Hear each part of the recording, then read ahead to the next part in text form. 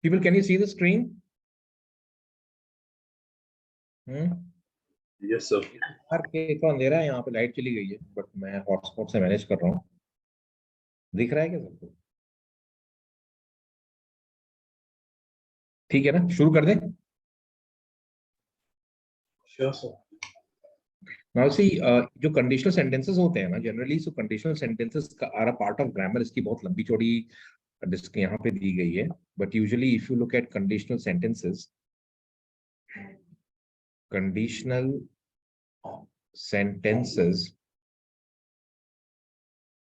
in grammar begin with if. So there is if clause, and it is followed by main clause. Sometimes it might have the main clause at the start, and then you have the if clause. So if clause is the dependent clause, and this is the main clause. Example, if it rains, I will go for a movie. Correct? So if you look at this sentence, there are two clauses. This is the if clause or the conditional clause, and this is the main clause. So the conditional clause needs the main clause because this is a dependent clause or the subordinate clause. And this is the dependent clause, this is the main clause. है ना?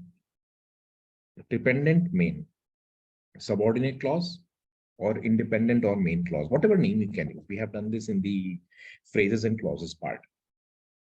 But then conditional sentences are a little complicated in the sense that there are 4 different ways in which these conditional sentences can be created. And we will look at each and every way. And these are 4 different conditional types. 4 different का मतलब ये हो जाता है that conditional. So what people have given is, so I will come to the sheet. Okay, let's go to the sheet. So here it says there are 4 types of conditional sentences. It is important to use the correct structure for each of these different types because they express varying meanings. Just a moment.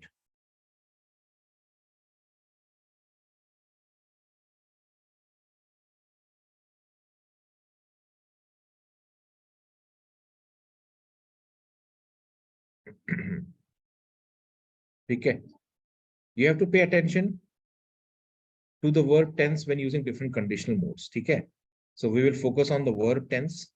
So this has tense in it, and use a comma after the if clause when the if clause precedes the main clause. That means what? If clause, if it comes earlier, then you will have a comma and then the main clause. Correct? If you have the main clause and then you have the if clause, you may not have a comma. Comma is not required here. समझ में आया? So if you start with the if clause, you have to put a comma. If you start with the main clause and then you have the if clause, there is no need of a comma. This is something that we all follow. So if suppose we say, if I get a good score, है ना? If I get a good score, I will join this college. So if I get a good score and then you put a comma. If you say I will join this college, I will join this college. If I get a good score, then there is no need of a comma. If I get a good score. So both are acceptable. When you start with if, you put a comma. When you start with the main clause, there is no need of a comma. Okay. So all these are four important things, but we will look at the minute variations between these conditions. And it further says here, conditional sentences are statements discussing known factors or hypothetical situations and their consequences.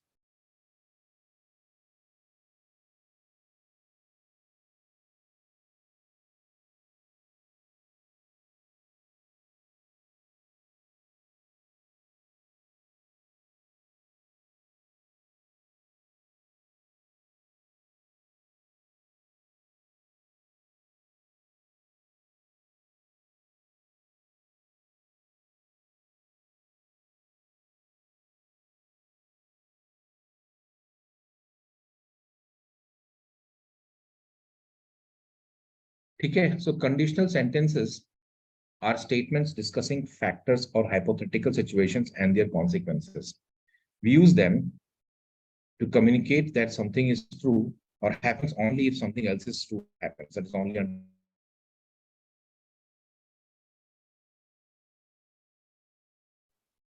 Sir आपकी voice lag कर रही है अब।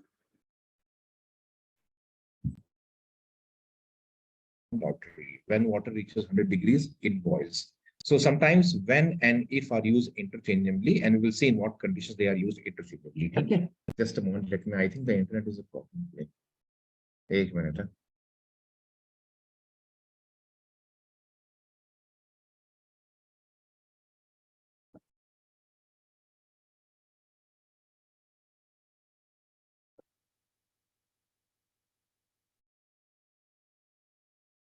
This is very important now. What are the different types of conditional sentences? Okay. Sir हाँ, sir जैसे पीछे वाले में हमने ये 3 एग्जांपल लिखे हैं सर, इसमें कोई बेटर होता है कि इफ अगर पहले आए तो वो बेटर है या इफ अगर बीच में आए तो वो बेटर है? नहीं, कोई फर्क नहीं पड़ता। कुछ लोग शुरू में करते हैं, कुछ लोग बाद में करते हैं। मतलब ओके देखो, सर। अगर आप इफ शुरू में लिखेंगे तो कोई फर्क नहीं पड़ेगा, इफ बाद में लिखेंगे तो भी कोई फर्क नहीं पड़ेगा। I mean, it depends on what kind of these people have. नहीं मतलब अगर सेंटेंस इंप्रूवमेंट वाले जैसे क्वेश्चन होते हैं। हाँ, तो उसमें होता क्या है ना कि सबको सेंटेंस इंप्रूवमेंट में अगर आगे पीछे है तो कोई फर्क नहीं पड़ने वाला। That will not be the bone of contention कि आगे है पीछे है। मतलब आप बोलोगे if I get a good score I will go to this B school, I will go to this B school if I get a good score. ये खाली महज आगे पीछे आपने पीछे आगे पीछे किया है, उससे कोई फर्क नहीं पड़ेगा ग्रामेटिकल स्ट्रक्चर में। इसमें और भी चीजें हैं जो आपको समझ में आएंगी बाद में, इसलिए पहले पढ़ लो, फिर आपको समझ में आएगा कि आपका पूरा कॉन्सेप्ट क्लियर हो जाएगा। Okay sir. ठीक है, तो जैसे आपने भी कुछ लोग ने यूज किया मतलब किसी और तरीके से, तो इसमें प्राइमरीली क्या होता है ना कि चार कंडीशनल जो होते हैं ना, इसके चार केसेस बनते हैं। पहला कंडीशनल जनरली इसको बोलते हैं zero conditional. So if you look at this here, it is given that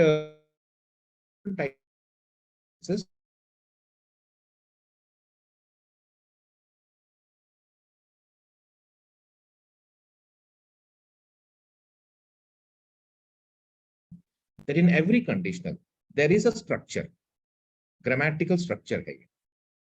There is a grammatical structure,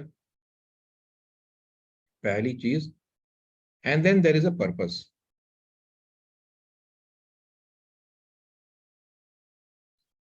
grammatical structure और पर्पस होता है। पर्पस मतलब क्या, हम क्यों यूज कर रहे हैं, और स्ट्रक्चर क्या होगा उसको अपने को समझना बहुत जरूरी है।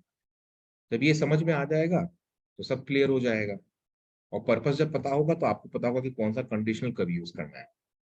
ठीक है, तो जीरो है, फर्स्ट है, सेकंड है, थर्ड है। तो जीरो कंडीशनल है, इसको बोलते हैं zero conditional, first conditional, second conditional और थर्ड कंडीशनल। तो ये चार तरह की वेराइटी, चार डिफरेंट टाइप्स हो गए हैं। ठीक है, So let's go and see how is one different from the other. सबसे पहला आता है zero conditional. How to use zero conditional? ठीक है, zero conditional sentences express general truth. ये important है. Situation in which one thing always causes the another. तो ये जनरल ट्रूथ जो होता है ना, आपने सिंपल प्रेजेंट टेंस में पढ़ा होगा ना, जो आपको मैंने सिंपल प्रेजेंट टेंस पढ़ाया तो मैंने क्या कहा था, सिंपल प्रेजेंट टेंस हमेशा यूनिवर्सल ट्रूथ के लिए यूज होता है.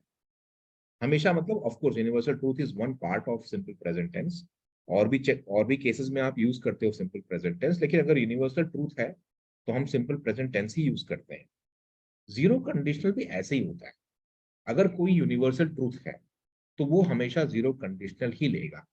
अब यूनिवर्सल ट्रूथ का मतलब क्या है, जैसे कि for example if you heat water up to 100 degree Celsius it boils.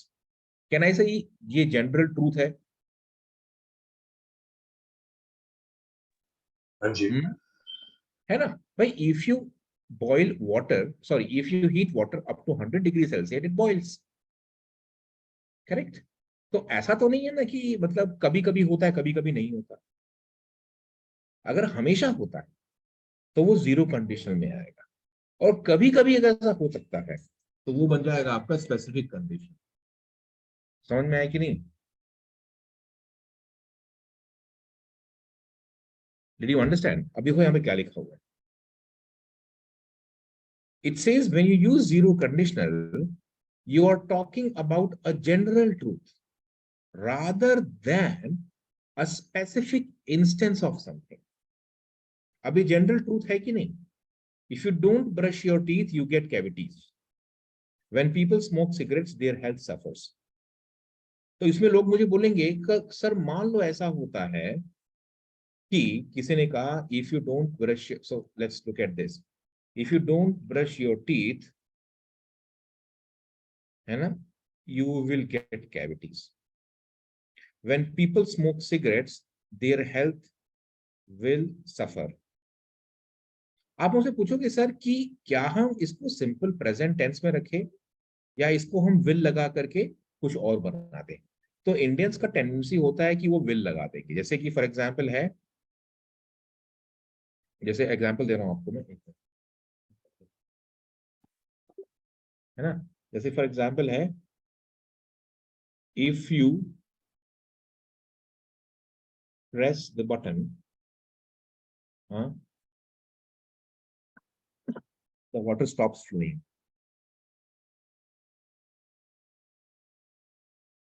ठीक है, स्ट्रक्चर क्या है? स्ट्रक्चर है simple present tense and simple present tense, right? Simple present, right, and simple present. ये दोनों सिंपल प्रेजेंट अगर हैं तो ये होगा basically zero conditional. The if clause का जो टेंस है वो सिंपल प्रेजेंट है, और जो मेन क्लॉज है वो भी सिंपल प्रेजेंट टेंस में. Simple present is equal to zero conditional. याद समझ में आ कि नहीं आपको? आप बोलोगे सर ये जो है ये जीरो, आप जीरो कंडीशन में आपने क्यों रखा? क्योंकि जब जब मैं बटन प्रेस करूंगा तब तब वाटर बंद हो जाएगा. हमेशा होगा, हर बार होगा. तो there is a generality to it, इसलिए इसको हम कहते हैं जीरो कंडीशनल. सबको समझ में आ रहा है? Clear everyone? Yes sir. Yes, sir. अब मान लो कि आप लिखते हो, किसी ने ऐसा कहा if you press the button the water will stop flowing. क्या इसको हम गलत बोलेंगे? If you press the button the water will stop flowing. Sir क्या ये इस- सिर्फ एक बार की बात होगी ना, मतलब ये जनरल में नहीं आएगा. मतलब देखो, बोलने वाले बोल सकते हैं, और इसको मैं बहुत ग्रामेटिकली इनकरेक्ट भी नहीं बोलूंगा.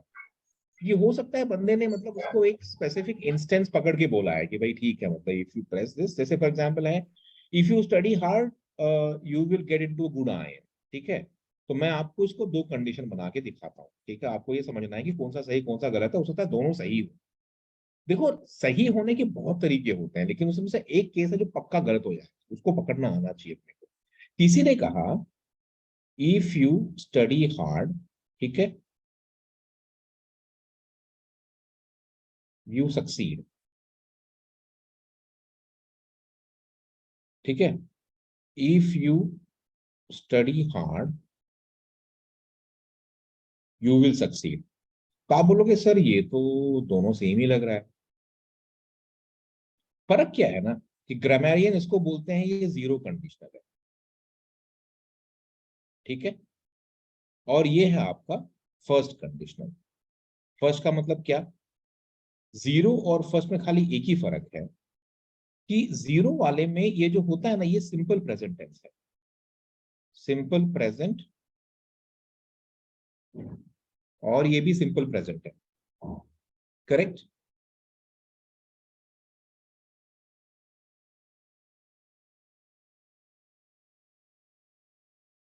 ये भी सिंपल प्रेजेंट है,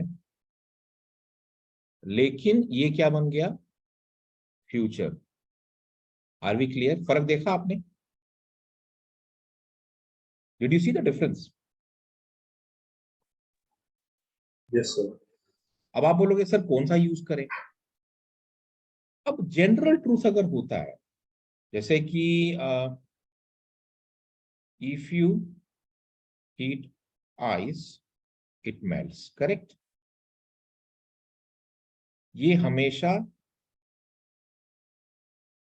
जीरो कंडीशनल ही होगा क्योंकि साइंटिफिक फैक्ट है।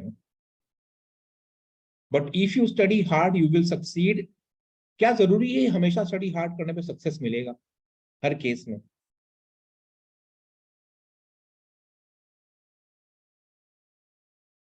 जरूरी नहीं है ना, No, sir. कभी कभी तो फेल भी हो सकते हो। तो कहना है इससे कि ये इंडिविजुअल केस हो सकता है, individual case, one specific incident, it cannot become a, this cannot become a general truth, right? Yes और नो? Yes sir. सो अगर ये जनरल ट्रूथ नहीं बनेगा तो विल का रखना सही है। अगर ये जनरल ट्रूथ बनता है तो विल को निकाल दो, सिंपल प्रेजेंट में रखो। तो जीरो कंडीशन को हमेशा आप तब यूज करोगे जब बहुत ही जनरल फैक्ट की बात हो रही है, जो हर बार, हर जगह, हर टाइम, हर स्पेस, हर मोमेंट पे सही होता है। ऑन दी अदर हैंड जो फर्स्ट कंडीशन होता है ना, वो स्पेसिफिक इंडिविजुअल केस में है, कोई गारंटी नहीं कि ऐसा ही होगा। तो if you study hard you will succeed, ऐसा होता है, लाइकलीहुड है, प्रोबेबिलिटी है, बट ऐसा नहीं है कि होगा ही होगा, हो सकता है फेल भी हो जाओ। लेकिन अगर आपने आइस को हीट किया तो मेल्ट तो होना ही होना है ना, अगर आप अर्थ पे हो तो मेल्ट तो होना ही होना, चाहे किसी भी कोने में हो, किसी भी 100 साल पहले ही मेल्ट होता है, 1 लाख साल पहले ही मेल्ट हो रहा है, आज ही मेल्ट, कल भी मेल्ट होगा। So there is a great degree of generality to it. So if you say if you heat ice, it will melt. ये गलत है. You should say if you heat ice, it melts. But if you study hard, you will succeed. So zero conditional और first conditional में खाली यही फर्क कि zero conditional में the if clause is in simple present and the subsequent main clause is also in simple present. In the first conditional, the if clause is in simple present, but the main clause takes will. क्योंकि ये एक high probability दिखाता है, certainty नहीं दिखाता। समझ में आ गया सबको? तो अगर मैं अपनी शीट पे जाऊं तो यहां पे यही लिखा हुआ है, zero conditional sentences express general truth, situations in which one thing always causes another. When you use zero conditional, you are talking about a general truth rather than a specific instance of something. Example, if you don't brush your teeth, you get cavities. भाई जाहिर सी बात है यार, brush नहीं करोगे तो cavities तो पक्का आनी है, आगे पीछे देर सवेर आनी है। When people smoke cigarettes, their health suffers. अब कितना हो रहा है, मर रहा है, कैंसर हो रहा है, वो बात की बात है, पर हेल्थ सफर होने वाला है। There are a couple of things to take note of in the above sentences. First, when using zero conditional, the correct tense in both clauses, if clause may be or main clause may be, simple present tense है। Common mistake क्या है? When people smoke cigarettes, their health will suffer. ये will नहीं होना चाहिए। समझ में आया? हाँ जी सर। Yes sir. अगर आपको किसी ने ऑप्शन दिया, एक ऑप्शन में will है, एक में बिना विल है, तो आप बिना विल वाला चूज करें, क्योंकि जनरल ट्रूथ है, इसलिए हम जीरो कंडीशनल यूज करेंगे, वो सही तरीका है। समझ में आया? Yes, sir. और जीरो कंडीशनल में इफ और व्हेन इंटरचेंजेबल होते हैं। ये जीरो कंडीशनल में ही होता है। This is because the outcome will be there in all time, in all places, there is no difference in meaning for if and when. तो किसी ने कहा when people smoke cigarettes their health will suffer, बिल्कुल सही, sorry their health suffers, will नहीं लगाऊंगा मैं। फिर किसी ने कहा कि if people smoke cigarettes their health suffers, बिल्कुल सही। If and when are interchangeable. Zero conditional का मतलब क्लियर हो गया, सबको समझ में आ गया जीरो क्यों यूज करते हैं? जी सर। Yes sir. बहुत बढ़िया, आगे बढ़े। तो अब देखते हैं कि फर्स्ट कंडीशनल का क्या पर्पस होता है। और फर्स्ट कंडीशनल भी उतना ही इंटरेस्टिंग है, उसको मैंने ऑलरेडी कवर कर लिया है। फर्स्ट कंडीशनल क्या कहता है? First conditional sentences are used to express situation in which the outcome is likely but not guaranteed. समझ में आया? जीरो में गारंटी होती है, जिसलिए मैंने कहा था ना, if you heat ice it melt, guarantee है तो है नहीं, प्रोबेबिलिटी है। If you rest you will feel better, can I से रेस्ट करने से हमेशा बेटर फील करोगे, इसकी गारंटी नहीं है। भाई आप थक के आए हो क्रिकेट खेल के, तो if you rest you will definitely feel better. But अगर आपका आईपी मैट पिट गया बुरी तरह से, नेगेटिव नंबर आ गए, तो क्या रेस्ट करने से रेस्ट करने से फर्क पड़ेगा क्या? और बेचैनी आएगी, है कि नहीं? Clear everyone? So if you rest, you will feel better because there is a likelihood, there is probability, there is no guarantee. If you set your mind to a goal, you will eventually achieve it. बिल्कुल सही। You will, why? Because कई बार ऐसा होता है कि दिमाग ठिकाने लगाने पर भी गोल अचीव नहीं होता कभी कभार। Note that we use the simple present tense in the if clause and the simple future in the main clause. This is how we indicate that under certain conditions, a specific result will likely happen. है ना? गलत कौन सा है? ये देखो, दिख रहा है डिफरेंस क्या है? कौन सा गलत है? सेकंड वाला। पहला वाला गलत है, सेकंड वाला सही है। First वाला गलत है। फर्स्ट वाला। इफ वाले में कभी, इफ वाला हमेशा हमेशा बिना विल के आता है। If you rest you will feel better, if you will rest नहीं होता। देखो, I will tell you what is the dichotomy. Dichotomy ये है, इफ क्या होता है? कंडीशन होता है, और विल क्या होता है? सर्टेनिटी होती है ना। तो इफ भी लगा रहे हो, विल भी लगा रहे हो, ऐसे कैसे पॉसिबल है? Did you understand? If condition, if is conditional, conditional means what? एक शर्त लगा दी आपने, तो शर्त भी लगा रहे हो, फिर आप सर्टेनिटी भी यूज कर रहे हो। तो इफ के साथ कभी भी विल नहीं आता, ये दूसरे वाले में आता है विल, वो बनेगा फर्स्ट कंडीशनल। और कब यूज करोगे? जब हाईली लाइकली है कोई रिजल्ट होने का, गारंटी नहीं। Did you understand that why this is error and this is correct? तो अगर किसी ने कहा if you heat water it boils, correct, एक तरीका है। फिर किसी ने कहा if you will heat water comma it boils, ये गलत है। इफ यू हीट वाटर होना चाहिए, नॉट विल। विल किसी में नहीं आएगा। जितने भी कंडीशनल है, zero conditional, first conditional, second conditional, third conditional, कभी भी विल नहीं आएगा इफ के साथ, वो आगे वाले में आता है। फर्स्ट कंडीशन में आएगा, जीरो में भी नहीं आता। क्लियर हो रहा है सबको? ये विल किस कंडीशन में आता है? Okay sir. ठीक है, तो जीरो कंडीशनल क्या हो गया? Simple present plus simple present, ये आपका जीरो हो गया। कहाँ यूज करते हैं? जनरल ट्रूथ में यूज करते हैं। ठीक है, तो ये जीरो कंडीशनल बना दिया आपने। फिर हम देखते हैं फर्स्ट कंडीशनल। उसमें ये फर्स्ट कंडीशन में क्या होता है?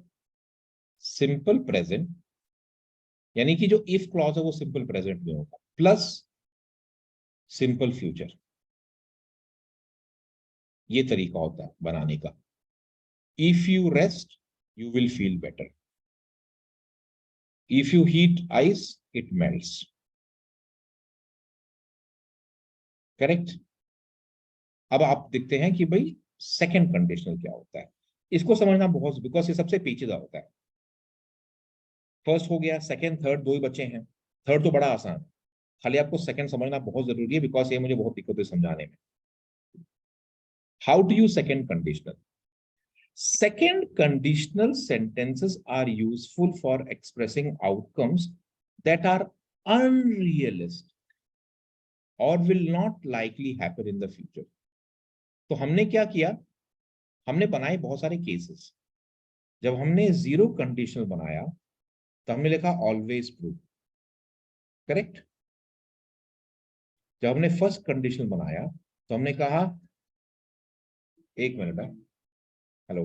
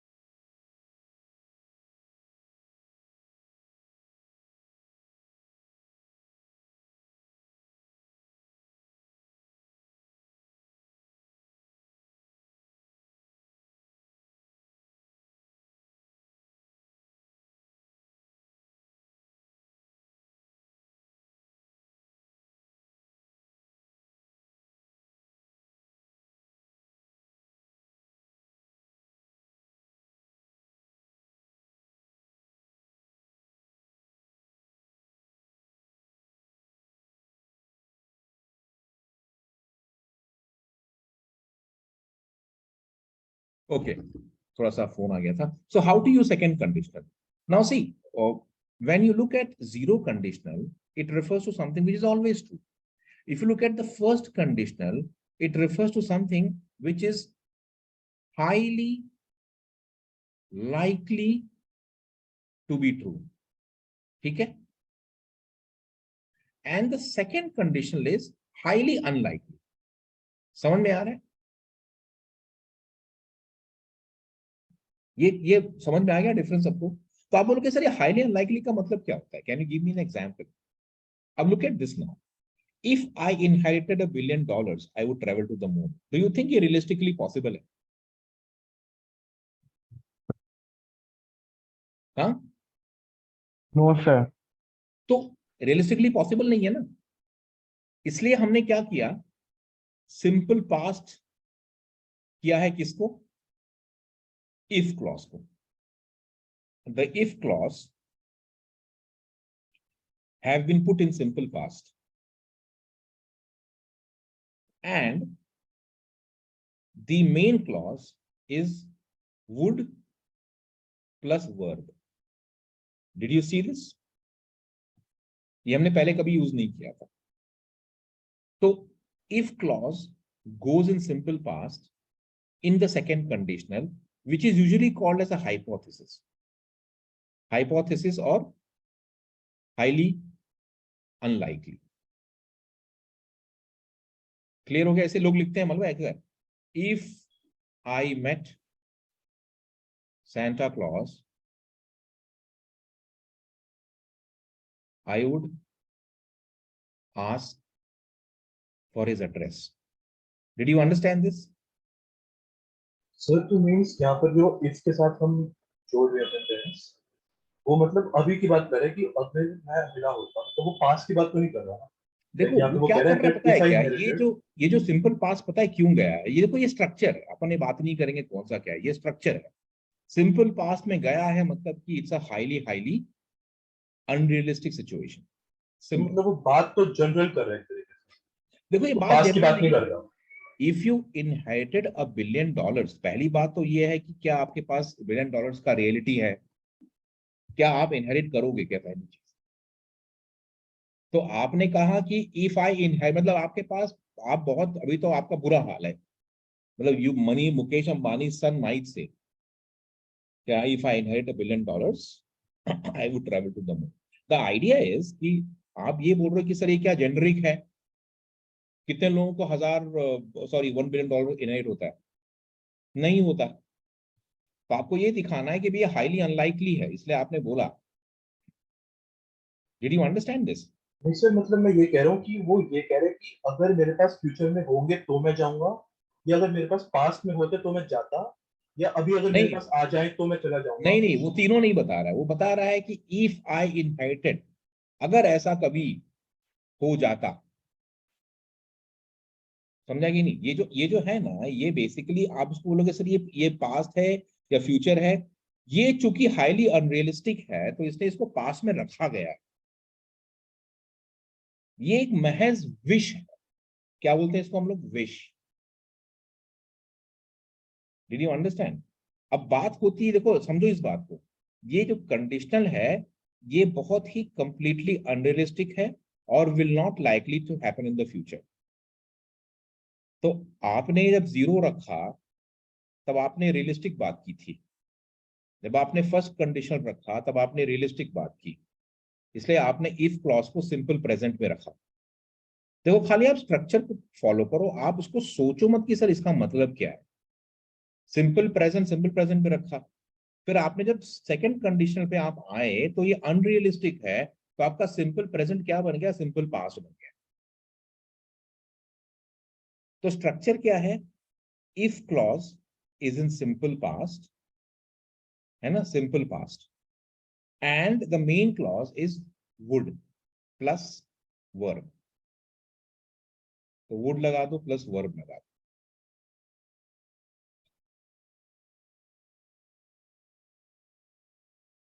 तो आप बोलोगे सर ये कौन से टाइम फ्रेम की बात कर रहा है? कोई टाइम फ्रेम ही नहीं है ये महज एक ख्वाहिश है. अब ख्वाहिश को मैं क्या टाइम फ्रेम दूं बताओ? जब मुझे पता है कि ना भविष्य में होने वाला है, ना पास्ट में हुआ है और ना प्रेजेंट में ट्रू होगा। Did you understand? समझ गया ना? तो ये कोई मुझसे पूछेगा सर इसका टाइम फ्रेम क्या होगा, तो मैं बोलूंगा यार कोई टाइम फ्रेम नहीं है इसका, तो this is just a figment of your imagination. जैसे कई बार क्या होता है ना, इन लोगों ने पता है कैसा लिखा है कि if I were the prime minister I would not have allowed this to happen. आपने आई वर लिखा है, कभी देखा आपने ये? आपने वर्स नहीं लिखा। ये भी एक हाइपोथेसिस होता है। हाइपोथेसिस का मतलब क्या होता है? काश अगर मैं ऐसा होता तो मैं वैसा करता। तो जैसे कि लोगों ने लिखा कि भाई if I met Santa Claus I will ask for his address. I would है, सॉरी, इफ आई मेट। अब आप बोलोगे सर ये जो है ये क्या फ्यूचर में होने वाला है या पास्ट में हो गया है, ये प्रेजेंट कोई सिनेरियो है? तो मैं कहूंगा ये पास्ट में तो हुआ नहीं है, क्योंकि आपने वुड आस्क बोला है, यानी कि आप पूछोगे। दूसरा क्या है, फ्यूचर में इसलिए नहीं है क्योंकि ये मेट जो है ये हाईली हाईली अनलाइकली दिखा रहा है। बट अगर कोई टाइम फ्रेम है तो इसको मैं डालूंगा कि भाई ये विशफुल विशफुल थिंकिंग है ये, which is highly unlikely to happen. So if it goes somewhere, it goes in the future. तो सर If इसके साथ हमेशा जो है वो पास्ट टेंस आएगा, मतलब सिंपल हाँ, पास्ट लेकिन की बात इसका करेंगे। हाँ इसका स्ट्रक्चर हमेशा याद रखो, ये हमेशा इफ के साथ पास्ट टेंस लेता है, हमेशा। तो सर जो साथ वाला क्लॉज है उसके अंदर हम मतलब यहाँ पे पहले आपने कहा that would not have asked, तो वो तो मतलब अपना वो हो गया, अरे वुड परफेक्ट है, में चला गया। वो अलग चीज है, वो वुड है वुड नॉट तो अलग चीज है, लेकिन ये जो है ना ये हमेशा सिंपल पास्ट में जाएगा। और साथ सेकंड, वाला इसके हाँ सेकंड कंडीशन में इफ सिंपल पास्ट में जाएगा, और साथ वाला है वो वुड लेगा प्लस वर्ब ले लेगा, प्लेन वुड प्लस वर्ब, और कुछ नहीं आएगा, सिर्फ वुड आएगा और वर्ब आ जाएगा। तो सर जैसे आपने अभी यहाँ पर ये वो दिया कि जो है वो वर्ड मतलब मैं पूछूंगा, तो वर्ड यहाँ पर जो है वो मतलब वो फ्यूचर के लिए मतलब तब यूज होता है वर्ड। हाँ फ्यूचर के लिए तो मैं कहा ना, इसलिए कि दिखाता है ये कि भाई अगर ऐसा कभी हुआ तो ये होगा। नहीं सर, मतलब मैं ये पूछ रहा हूँ कि कभी कभी हम जो है फ्यूचर में वर्ड यूज करते हैं और कभी कभी विल यूज करते हैं, तो डिफरेंस कब आता है? हम अच्छा, फ्यूचर के विल लिए और वर्ड वुड, कब यूज करते हैं? नहीं विल तो सर्टेनिटी दिखाती है ना, विल सर्टेनिटी दिखाता है, वुड जो होता है वो लेस सर्टेन होता है, ये फर्क है। मतलब जरूरी नहीं है कि वर्ड जो है वो हमेशा पास्ट की बात कर रहा हो, नहीं, फ्यूचर वुड की भी हमेशा बात कर पास्ट की सकता है। नहीं करता है, वुड कभी कभार फ्यूचर की भी बात करता है, बट वो लेस सर्टेन फ्यूचर होता है। अच्छा, ओके सर, विल जो है हमेशा सर्टेन फ्यूचर है। ठीक है सर। जैसे मैंने आपको इनवाइट किया तो आपने कहा yes sir I would come, तो व्हेन यू से आई विल कम, यू से आई वुड कम, इसको मैं बोलूंगा दोनों इक्वल है, मतलब ऑलमोस्ट इक्वल है। विल तो ऐसा लगता है कि हमें बंदा पक्का आएगा, वुड लगता है कि भाई ठीक है मतलब पूरी कोशिश करेगा नहीं। बट ये बहुत सारे मतलब और वर्ड और केस, शैल भी लगा सकते थे। हाँ मतलब इट शैल मेल्ट, वो तो फॉर्मल इनफॉर्मल है, तो खैर अब उसमें क्या होता है ना कि देखो अगर हम वुड शैल विल वुड की बात करेंगे ना, बहुत सारे माइनर डिफरेंसेस आ जाते हैं, जो मुझे लगता है कि वो सेंटेंस करेक्शन से ज्यादा बेसिकली यूसेज पैटर्न की बात हो जाती है। जैसे किसी ने कहा कि भाई सर आप सर विल कब यूज करेंगे, मैं कहूँगा विल तो मैं फ्यूचर में यूज करूंगा हमेशा और कभी यूज नहीं करूंगा।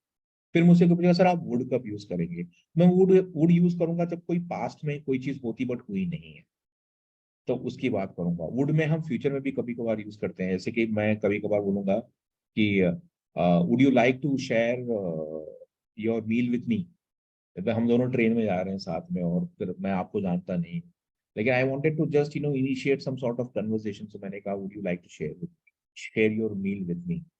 तो वुड यहाँ पर क्या है ना कि पोलाइटनेस की तरीके से यूज, अगर मैं विल यूज करूंगा तो बड़ा ही इम्पोलाइट हो जाएगा। तो वुड हम कहाँ कहाँ यूज करते हैं, ऐसे बहुत सारे केसेस बनेंगे। बट किसी ने कहा sir will you like to share your meals with me, इसको मैं गलत नहीं बोलूंगा, इसको इम्पोलाइट बोलूंगा। और इट्स समझ में आया कि नहीं? तो कुछ कुछ चीजें जो होती है ना यूसेज होती है, उनका कोई ग्रामेटिकल राइट एंड रॉन्ग नहीं होता। क्योंकि वो ग्रामेटिकल पैटर्न से जा रही है। तो हो सकता है कि भाई हाँ, सम पीपल से भाई बच्चा मस्ती कर दे, माँ बोलती है will you shut your mouth, क्योंकि वो गुस्से में बोल रही है, तो गुस्से में सही भी लगता है will you shut your mouth. But अगर आपने किसी को कहा would you shut your mouth, तो वो थोड़ा अजीब सा लगता है अपने को, कि वुड के साथ इस तरह का हार्शनेस नहीं अच्छा लगता। हार्शनेस है तो विल लगा दो आप, will you shut your mouth, will you get lost, और would you switch off the lights please, और would you mind sharing your lunch with me, all this kind of things. तो उसमें would जो है वो फ्यूचर में भी use हुआ है, because it is more polite.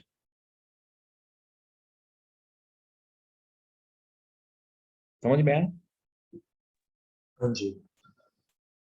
तो सेकंड कंडीशनल जो है ना, ये बहुत रेयर यूज होता है हमारे इंडियन लैंग्वेज में। We rarely ever use it for sir the यहाँ पर पर्पज। कभी हैड तो नहीं आ सकता है इसके अंदर? ये हैड तब बनेगा जब मैं आपको उसमें ले जाऊंगा, ये अपना थर्ड कंडीशनल। अच्छा, ओके। तब आपको समझ में आएगा कि सेकंड कंडीशनल थर्ड में क्या फर्क है।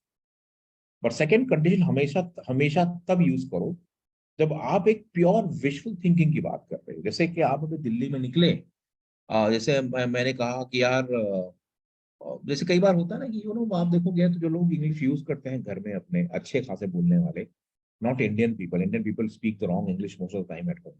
बट जिसका इंग्लिश टंग रहा है इन बॉर्न, तो उसमें दिखाओगे आप, तो सपोज आप 12 बजे रात को बाहर जा रहे हो, तो बोलोगे कि yes I am going out, why should you bother, and don't worry much, if I met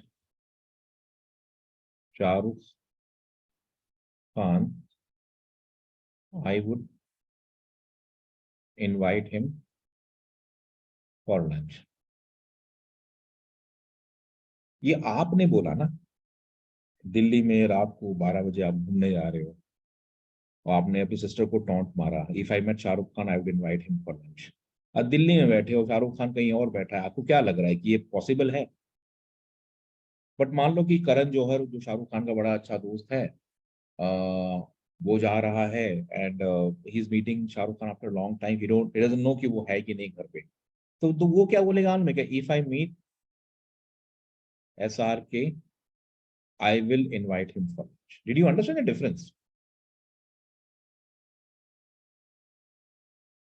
So for Shah Rukh Khan's friend, this might be a very realistic condition. But for someone like you who's sitting in Delhi, this would be a mere wish. Did you understand this, people?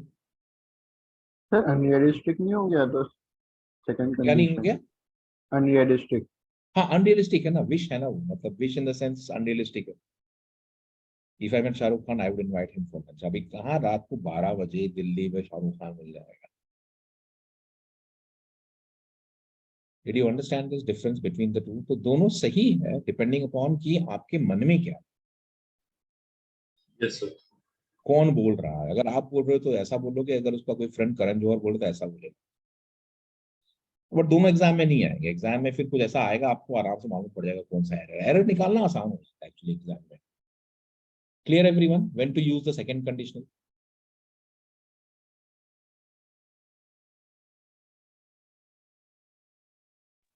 हाँ जी sir.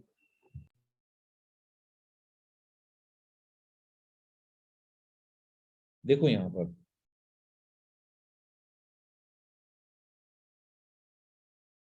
If I inherit $1 billion I would travel to the moon, ये सही है। Sorry sorry, ये गलत है, because ये simple past में होना चाहिए था, ये सही है। If I inherit $1 billion I would travel to the moon. When applying second conditional, use a simple past in the if clause, है ना? If I owned a zoo, if I owned a zoo, I will let people interact with the animals more. I might let people interact with the animals. ठीक है मतलब, but तरीका क्या होता है? If clause, simple past, and main clause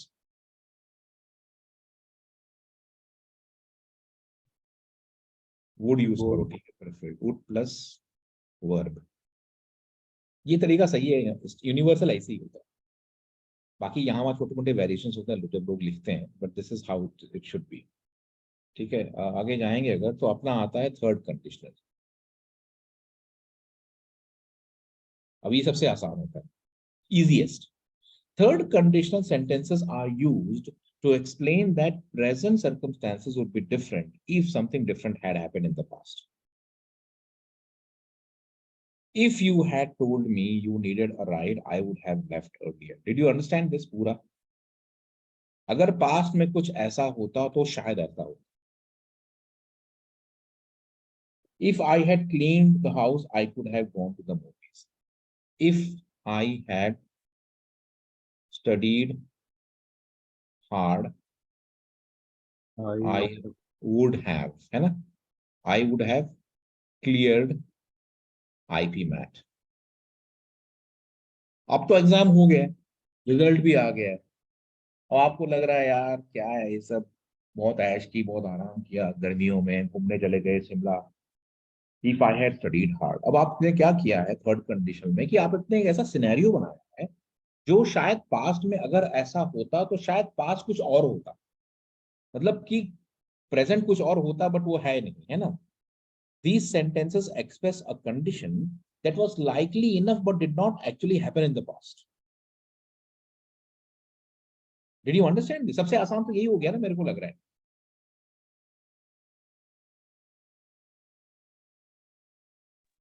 yes sir.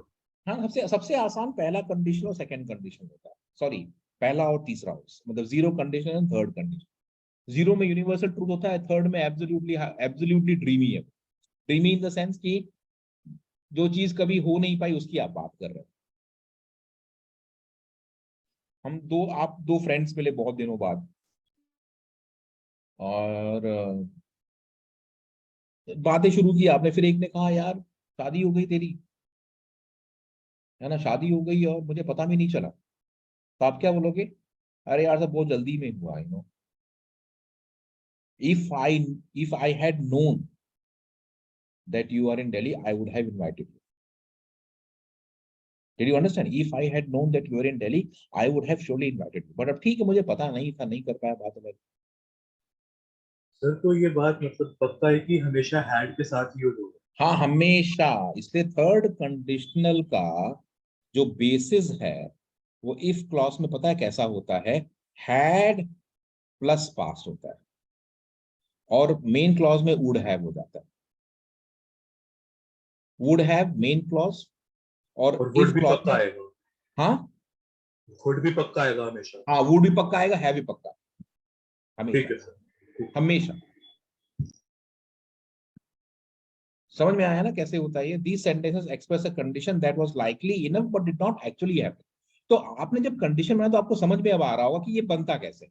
Now every condition is clear from the other.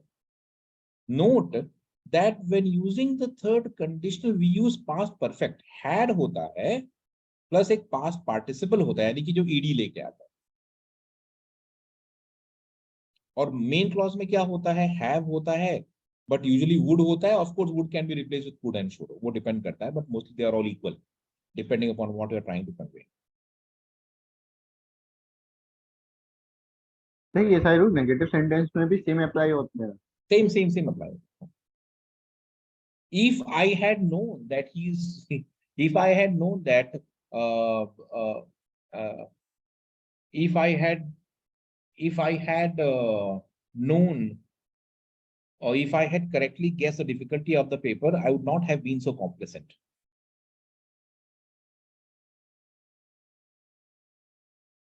Got it, sir. If you had told me you needed a ride, I would have left earlier. तो negative भी हो सकता है, positive भी हो सकता है. With the third conditional, do not use a modal auxiliary in the if clause. तो modal auxiliary कहीं भी नहीं आता जनरली, बट आपने कहा था ना कुछ देर पहले कि सर क्या हम if के साथ will यूज कर सकते हैं, if प्लस will, है ना. तो अब यहां पर आएगा, देखो यहां पर क्या है. If you had told me, ये सही है, ये गलत है, बिकॉज ये if के साथ नहीं आएगा. तो if के साथ will किसी भी कंडीशन में नहीं आया है. जीरो कंडीशन में क्या था? if दोनों प्रेजेंट. प्लस सिंपल प्रेजेंट था, करेक्ट. तो सिंपल प्रेजेंट में तो will आता ही नहीं है. फर्स्ट कंडीशन में क्या था? if प्लस सिंपल प्रेजेंट था, सामने वाला बन गया सिंपल फ्यूचर. सेकेंड में क्या था, इफ प्लस सिंपल पास्ट था, और थर्ड में क्या बना, if plus past perfect. Had आया ना, और हैड के साथ फिर एक पास्ट टेंस आ गया, तो कहीं भी हमने विल नहीं लगाया इसमें। तो जीरो कंडीशन में if plus simple present, first में if plus simple present, second में इफ प्लस सिंपल पास्ट, और थर्ड में इफ प्लस पास्ट परफेक्ट होता है। और मेन क्लॉज में क्या होगा, जीरो में सिंपल प्रेजेंट, फर्स्ट में सिंपल फ्यूचर, और सेकंड में वुड लग जाता है प्लस द वर्ब, और थर्ड में वुड हैव लग जाता है प्लस द वर्ब। सर तो ये जो मतलब थर्ड कंडीशनल सेंटेंसेस है, ये एक तरीके से पास्ट परफेक्ट के जो रूल्स होते हैं वही फॉलो हाँ कर रहे हैं ना। राइट, वही फॉलो करते हैं थर्ड में हमेशा, क्योंकि थर्ड में क्या होता है ना कि आप एक तो पास्ट में गए और फिर आपने पास्ट में एक सिनेरियो क्रिएट किया, है कि हाँ नहीं। जी, हाँ जी। आप पास्ट में गए, फिर आपने एक सिनेरियो क्रिएट किया, तो that is how it works basically. That is why you use a third conditional, that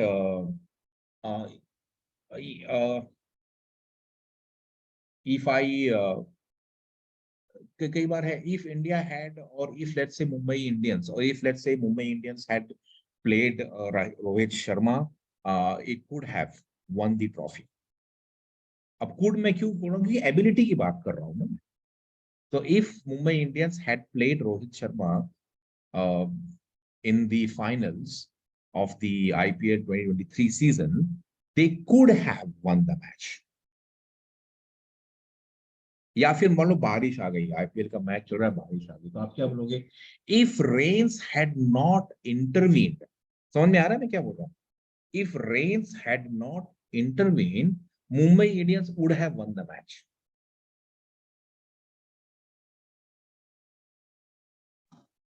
yes sir. तो एक में तो पॉजिटिव कंडीशन था, if Rohit Sharma had played in the finals, Mumbai Indians could have won the match. दूसरे condition में क्या था, if the rains had not intervened, Mumbai Indians would have won the match. तो एक में कुड है क्योंकि पोटेंशियल हो सकता था जीतने का, एक में वुड है क्योंकि पॉसिबिलिटी जीतने की हो सकती है। तो हमने कुड भी यूज किया, वुड भी यूज किया, दोनों सही है, क्योंकि मैं कुड से अप्लाई कर रहा हूं कि उसमें पोटेंशियल था जीतने का, और वुड से अप्लाई कर रहा हूं कि ये पॉसिबिलिटी होती, बारिश की वजह से पॉसिबिलिटी टूट गई। तो zero conditional and the third conditional are the easiest to understand, because zero means universal truth and third conditional means something which could have happened, अगर ऐसा होता वैसा होता तो। फर्स्ट कंडीशन बहुत ही कॉमन होता है, जिसमें हम बात कर रहे हैं कि भाई if it rains I will go out for a movie, if I study hard I will succeed. General cases में हम ऐसे ही बात करते हैं। सेकेंड कंडीशन हम बहुत कम यूज करते हैं, क्योंकि वो पूरा हाइपोथेसिस होता है, वो एक विजुअल थिंकिंग होती है। If I had money I would marry Katrina Kaif. भाई ठीक है, पैसा होता तो ऐसा करते तो वैसा होता, ठीक है। अब ये अनरियलिस्टिक, अगर आपने ये कहा कि if I had money I would, if I had money I would have married Katrina Kaif, ऐसा लगता है कि यू नो आप जानते थे कैटरीना को, आपकी पड़ोसन थी, और आप दोनों का मतलब सक्सेसफुल मैरिज हो नहीं पाया क्योंकि आपके पास पैसे नहीं। समझ में आएगी नहीं। हाँ जी, हाँ जी सर। क्लियर हो गया चारों कंडीशन। तो अब आपने देखा कि आपके सब इफ और बट सब बराबर थे, बट आज अपने को ये क्लियर हो गया है कि जीरो का मतलब क्या, फर्स्ट का मतलब क्या, सेकंड का है, थर्ड क्या होता है। और किसी भी इफ क्लॉज में आपने क्या देखा कि किसी भी इफ क्लॉज में विल नहीं आता है, सिंपल सिंपल प्रेजेंट है, या फिर सिंपल पास्ट है, या फिर पास्ट परफेक्ट है। तो ये तीन चारों इफ में आते हैं बस। हाँ जी सर, समझ गए। तो ये अगर आप बार बार रिवाइज करेंगे तो ये बहुत सिंपल है। देखो इसके बहुत सारे एक्सरसाइज की जरूरत भी नहीं है, you will find that errors बहुत ही कॉन्स्पिक्यूअस हो जाते हैं when you are solving the questions. ठीक है, क्लियर हो गया सबको कंडीशंस कैसे यूज करते हैं। हाँ जी। हाँ जी सर। ठीक है, तो मैं इसका शेयर करता हूँ, रिकॉर्डिंग शेयर कर लेता हूँ आपको। शायद अब अगर मान लो आपके कुछ नोट्स वगैरह, नोट्स की जरूरत नहीं पड़ती है, क्वेश्चंस बहुत सारे आपको ऑनलाइन ही मिल जाएंगे, but otherwise I think just keep this in your mind कि जीरो फर्स्ट सेकंड थर्ड क्या होता है। और जब एग्जाम में क्वेश्चंस आते हैं ना, तो ये बहुत ही क्लियर हो जाता है, आपको देख के समझ में आएगा कि यार ये एरर है। सर ये वर्ड Yes. डॉक्यूमेंट शेयर कर दीजिए हाँ प्लीज। मैं डॉक भी शेयर कर लूंगा, मैं लिंक भी यूट्यूब पे डाल के शेयर कर लूंगा ताकि आप उसको देखें बार बार, ठीक है। सर ये जैसे आपने एक जीआरई का वो जो किया था पीडीएफ, इसके अंदर काफी सारे वो फिल इन द ब्लैंक्स वाले थे वो क्वेश्चंस। सर ऐसे सर एक सेंटेंस कंप्लीशन वाला भी भेज दो जिसके अंदर हमें बीच में एक सेंटेंस पूरा कंप्लीशन सेंटेंस यानी डालना। कि मतलब सेंटेंस जो लास्ट सेंटेंस मिसिंग है, नहीं सर लास्ट में सर अक्सर बीच वाले ही आते हैं। अक्सर बीच वाले आते हैं ना, तो उसमें हाँ होता जी क्या सर, एक्चुअली। उसका कोई है नहीं मटेरियल अभी तो। और आप जो साइट पे हैं वो सिर्फ लास्ट वाले और थोड़ा लेवल भी जो है वो हाई है। समझा मैं। तो अगर आपके पास कोई हो तो प्लीज भेज देना। ठीक ठीक ठीक ठीक ठीक, है ना। एंड सर एक डाउट था सर, जो ये हम्म वर्ड सब्जेक्ट एग्रीमेंट होता है हम्म। तो इसके अंदर सर जो ये नंबर्स के क्या रूल्स होते हैं वो थोड़ा समझ नहीं आता, लाइक 2 माइल्स रेस या 2 माइल रेस। तो लाइक उसके 2-3 रूल्स होते हैं, वो एक बार अगर आप ब्रीफ में ठीक बता है, दो। सॉरी सॉरी, क्वेश्चन क्या था, 2 माइल्स। 2 माइल्स रेस या 2 माइल रेस, अच्छा ओके ओके, देखो क्या लाइक होता दैट पता है सर। क्या, नहीं नहीं मैं समझ गया समझ, I just explain that to you. देखो क्या होता है ना कि ये चीज बहुत अनकॉमन है, but I will just put some theory here, तो ये थोड़ा सा अभी क्लियर हो जाएगा ये। इसको ऐसे करते हैं, ठीक है। अब नंबर्स जो होते हैं ये सिंगुलर भी हैं और ये प्लूरल भी होते हैं, राइट। बट जी numbers can become adjective, numbers can also become adjective, correct? Yes or no? हाँ जी सर। बिल्कुल बन सकता है, क्यों नहीं बन सकता। तो numbers are singular and plural only when they act like a noun. किसी एडजेक्टिव का प्लूरल होता है क्या, बताओ नो मुझे। सर। कभी नहीं होता। अगर सिंगुलर और प्लूरल है तो वो नाउन का होता है, यानी जो नंबर्स होते हैं ये अक्सर नाउन का काम करते हैं। कैसे, एग्जाम्पल देता हूं मैं। आई हैव 3, तो आपने मैंगोज कर दिया। अब मैंगोज नाउन है तो मैंगोज प्लूरल हो गया और 3 नंबर है उसका, तो 3 जो है वो एडजेक्टिव का काम कर रहा है। समझ में आएगी नहीं। तो नंबर्स आर यूजुअली सिंगुलर और प्लूरल, और only when they act like noun they are plural. But sometimes number can act like adjective. कैसे, I have a I have signed a 3 I have signed a 3-year contract. समझ में आएगी नहीं। तो contract noun है, इसका adjective है ना ये। अच्छा अच्छा ठीक है तो सर, यहाँ पे समझ एस गया। ड्रॉप हो जाएगा, हाँ जी हाँ जी, है ना। ठीक है सर ठीक है। ऐसा होता है। And सर माई वो 2 एक year हाइफन वाला भी मतलब जब वो आ गया तो वही होगा ना माई मतलब। 3-year old सन, माई 3-year old सन। तो मैंने सन को एडजेक्टिव दिया 3-year old का, इसलिए यहाँ पे ईयर्स नहीं आएगा। बट अगर मैं ये लिखूं माई सन इज 3 years old, अब समझ में आ गया ना, हाँ जी सर। तो ये ईयर्स ले लेगा। तो सर जब मतलब नंबर के साथ जो सर है वो एक हाइफन आ रहा हो तो मतलब वो जो है वो देखो वो एडजेक्टिव का काम हाइफन कर कब रहा है। आता है ना, वो हाइफन जब एक वो वन वर्ड है, जैसे 20th सेंचुरी नॉवेल। तो नॉवेल एडजेक्टिव है, सॉरी नॉवेल नाउन है, और नॉवेल कब का है, 20th सेंचुरी। तो दोनों एक वर्ड है ना, ये अलग अलग नहीं है ना, कि 20th एक एडजेक्टिव है, सेंचुरी दूसरा एडजेक्टिव है। अच्छा ठीक है तो सर, हाँ एक ही जी। वर्ड है, इसलिए मैंने हाइफन लगा दिया। हाइफन तभी यूज होता है जब हम एक वर्ड, जैसे मान लो फादर इन लॉ। तो आप अगर देखोगे तो ये फादर इन लॉ ऐसे लिखते हैं, इसको ऐसे लिखते हैं, क्योंकि ये पूरा एक वर्ड है। कमांडर इन चीफ, ये पूरा एक वर्ड है। तो जब कोई वर्ड एडजेक्टिव बनता है और उसमें 3 अलग अलग वर्ड है, तो हम हाइफनेट करते हैं, जैसे कि she has a simple simple cost effective solution. ठीक है, हाइफन कहाँ लगेगा, कॉस्ट इफेक्टिव। यहां पे बहुत लगेगा, से क्योंकि करते ये हैं। एक वर्ड है। ये तीनों एक वर्ड थोड़ी ना है। सिंपल एक क्वालिटी है, दूसरी क्वालिटी है कॉस्ट इफेक्टिव, तो इसलिए कॉस्ट हाइफन इफेक्टिव लगेगा। हाँ तो जी, हाँ आपने समझ में आ गया ना, क्लियर हो गया ना जी, इसका जी, मतलब जी। क्यों यूज करते हैं हम लोग। Simple is one adjective, cost effective is the other adjective, but because cost effective is two word, I put a hyphen to show that it's one word. Sir वो फ्रैक्शंस में क्या होता है अगर फ्रैक्शन होते हैं? किसके सब्जेक्ट में? हम वो नहीं मतलब डिपेंड नाउन। करता है कि नाउन कैसा है, लाइक हाँ, प्रूफिस्ट अगर ऑफ द फ्रैक्शन पीपल। है तो नाउन किस मतलब, नाउन अगर सपोज कलेक्टिव है तो फ्रैक्शन भी सिंगुलर हो जाएगा, बिकॉज कलेक्टिव नाउन सिंगुलर होते हैं।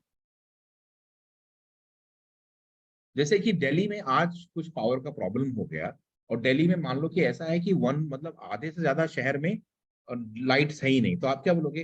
Half of Delhi is without light today. Okay half sir. Of Delhi, Delhi collective है, ठीक है। Got it sir. हाँ, चलो। सर एक जो 3 वर्ड्स में थोड़ी कंफ्यूजन थी, ऑप्रेस, सप्रेस और रिप्रेस में, तो थोड़ी क्लियर कर दो। देखो सप्रेस रिप्रेस तो एक ही है यार, मतलब रिप्रेस हम खुद करते हैं अपने इमोशंस को, सप्रेस कोई बाहर से करता है। ऑप्रेस हमेशा जो होता है ना वो इनजस्टिस में होता है, अनजस्ट। सो मतलब ऑप्रेस जो एक ब्रॉडर टर्म हो गई एक तरीके हाँ, से, ऑप्रेस में काफी इनजस्ट इंटेंस। होता है। हाँ, सप्रेस आप सही चीज को करते हो, जैसे कि भाई रिबेलियन हो गया। अभी आर्मी के अंदर अगर सोल्जर्स ने बगावत की है, तो can I say the government will try to suppress the rebellion? हाँ जी, हाँ जी। क्योंकि भाई ये तो डिजायरेबल है ना, लेकिन the government is trying to oppress the minority community. अब ये गलत है, हम्म, तो मैंने ऑप्रेस यूज किया। सप्रेस क्यों? बिकॉज डिजायरेबल है, होना चाहिए ऐसा। रिप्रेस क्या होता है ना कि रिप्रेस दोनों तरीके से यूज होता है। जब आप खुद कोई चीज को करें अपने अंदर से, रिप्रेस्ड इमोशंस है आपके,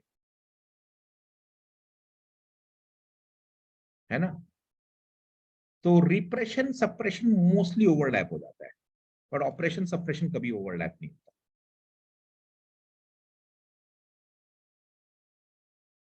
ठीक है। ठीक है सर।